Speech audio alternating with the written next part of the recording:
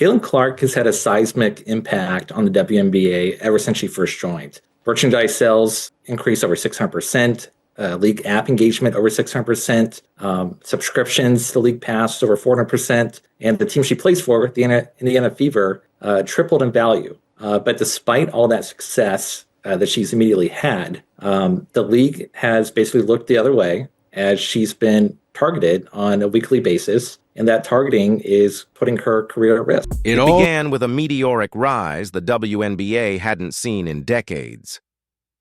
In just her second year, Caitlin Clark isn't simply a promising talent. She's a force reshaping the entire league. Her presence has transformed quiet arenas into sold-out events, pushed jersey sales through the roof, and turned league apps into digital gold mines. She's not just a player, she's an economic engine. The kind of generational figure who doesn't just draw attention, she creates lifelong fans. But behind the highlight reels and record-breaking performances lies a darker reality, one that threatens to undermine everything she's done for the sport. This isn't just media hype, it's backed by staggering numbers. Merchandise sales have surged over 600%. App engagement has followed suit. The value of the Indiana Fever has tripled since she first put on the jersey. That kind of impact doesn't come by chance. It's the result of dominance, charisma, and marketability all wrapped into one. Yet the same success that should protect her has instead made her a target. And the league, whether by neglect or design, seems to be letting it happen. Consider one stat that should alarm any executive: 17%. That's the share of all flagrant and hard fouls in the WNBA that Clark absorbed during her rookie season. Not just the most in the league, more than double the next closest player. In real terms, nearly 1 out of every 5 dangerous plays landed on one person, and it hasn't let up. Night after night, she takes hits that go beyond physical defense, mid-air collisions, off-ball blindsides, and fouls you'd expect in a pickup game without refs. To downplay it as tough play is to ignore the pattern. Even ESPN analyst and former WNBA star Rebecca Lobo has said officials are letting too much slide when it comes to Clark. And those are just the fouls that do get called. Review game footage, and you'll find many more that never draw a whistle. Blatant. Contact hiding in plain sight, seemingly invisible to the officials. What emerges isn't just a string of missed calls. It's a pattern. And in any workplace, patterns like this have a name: a hostile work environment. The court may be made of hardwood, but it's still a place of employment. And like any workplace in America, it's subject to legal protections. When one employee is repeatedly singled out for dangerous treatment and management allows it to continue, it's not just bad optics, it's a liability.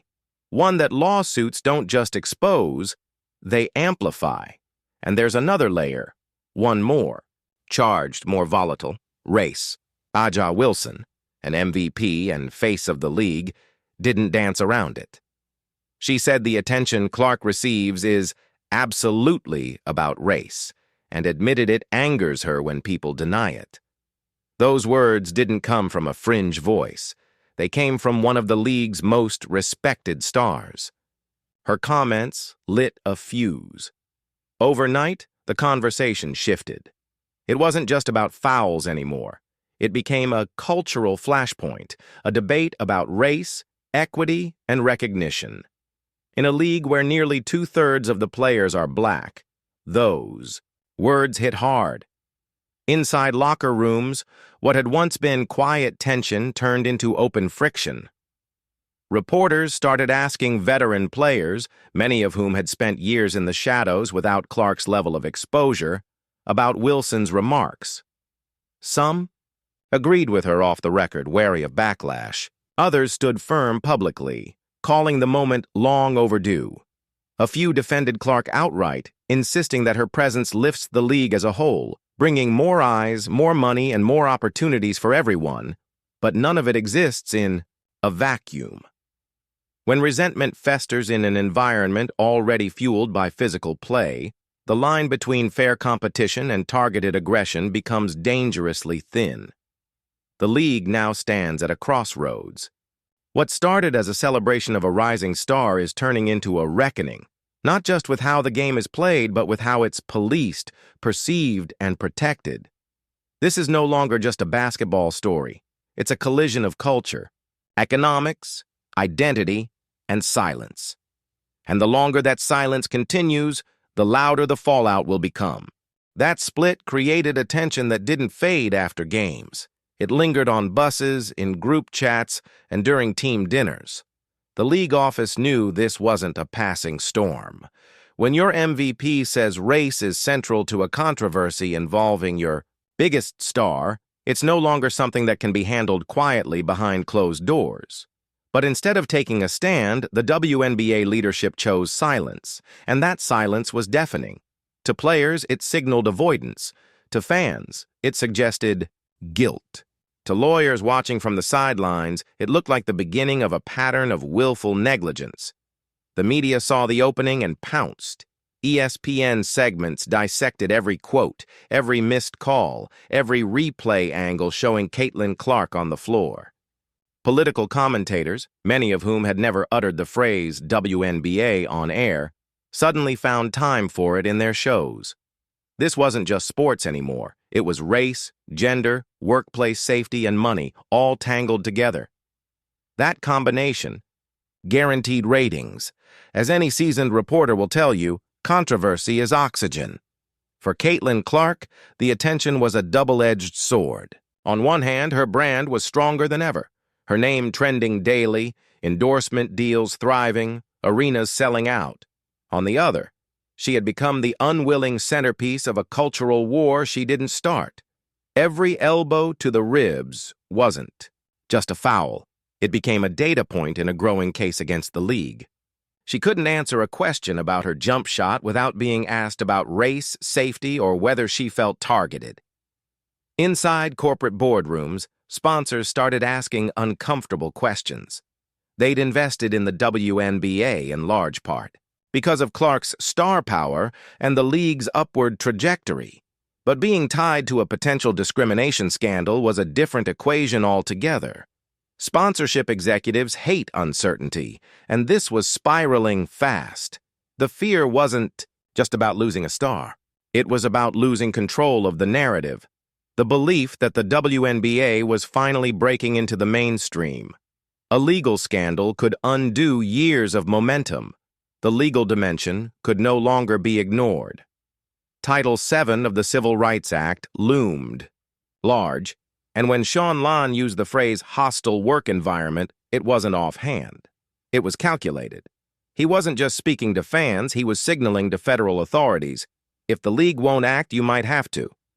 In previous cases, such public cues have led to scrutiny from congressional committees, labor departments, even the Department of Justice. The WNBA was now playing a dangerous game, one with implications far beyond basketball. Within the player community, subtle alliances began forming. Some veterans rallied around Clark, recognizing the larger stakes.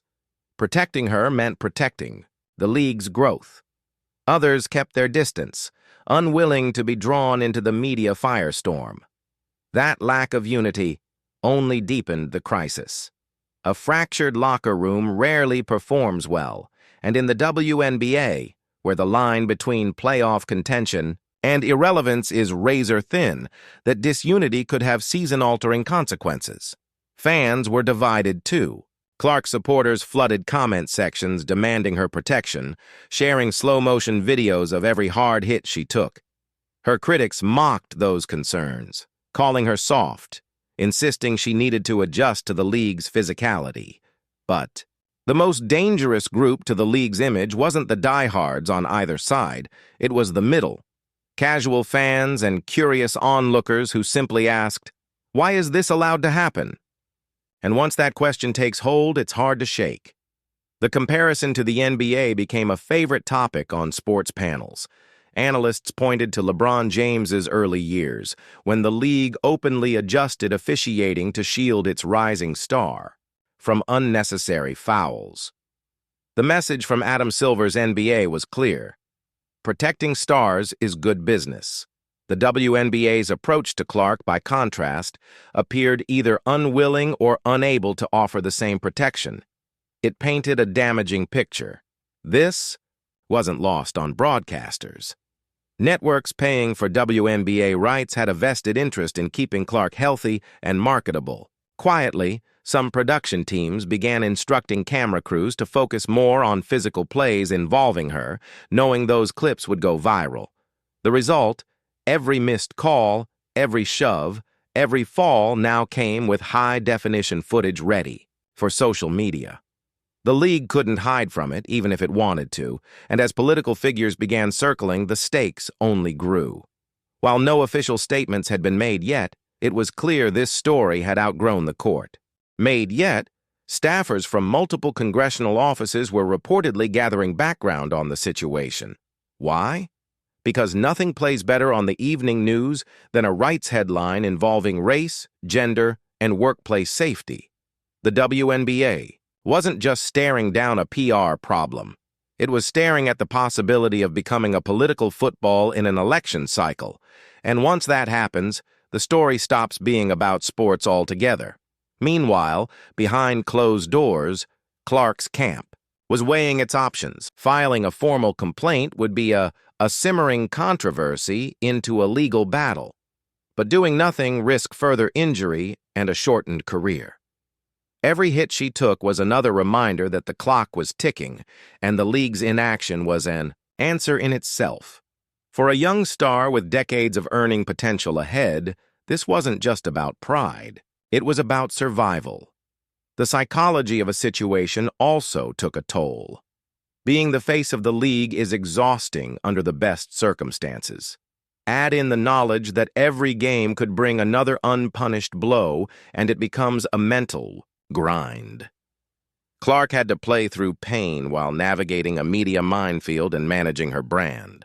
And yet, night after night, she kept producing. Proof of her resilience, but also a testament to how much she was risking just by stepping on the court. The jealousy factor, though, never faded in private. Some players admitted they'd never seen anything like the hype surrounding Clark. The endorsement deals, the constant media coverage, the fan turnout, it was a career's worth of exposure condensed into months. For those who had spent years fighting for recognition, it stung. And in professional sports, where egos and competition mix freely, that sting can manifest in ways that are anything but professional. What made the situation even more surreal was that protecting Clark wasn't just good for her. It was good for everyone. Bigger audiences mean bigger TV deals. Bigger TV deals mean higher salaries and better benefits for all players. Yet, by allowing Clark to be targeted, the league was jeopardizing that entire growth cycle. It was as if they didn't understand or didn't care that the golden goose they were risking wasn't just hers, it was theirs too. As the weeks passed, the controversy didn't fade. Instead, it evolved with new incidents fueling the fire. Every hard foul became another chapter in a story the league seemed powerless or unwilling to control. The narrative had escaped their grasp, spreading beyond sports outlets into mainstream news. And once a story like this enters that space, it develops a life of its own, immune to the usual PR containment strategies. By now, the pressure was coming from all sides. Sponsors wanted reassurance, fans wanted answers, players wanted consistency, and lawyers wanted accountability. The WNBA's leadership was stuck between a rock and a hard place. Act decisively and risk alienating parts of the player base, or do nothing and risk a federal investigation. Neither option was appealing, but doing nothing was becoming increasingly untenable. The looming question was whether Clark herself would eventually speak out. So far, she'd been diplomatic, avoiding direct criticism of the league or her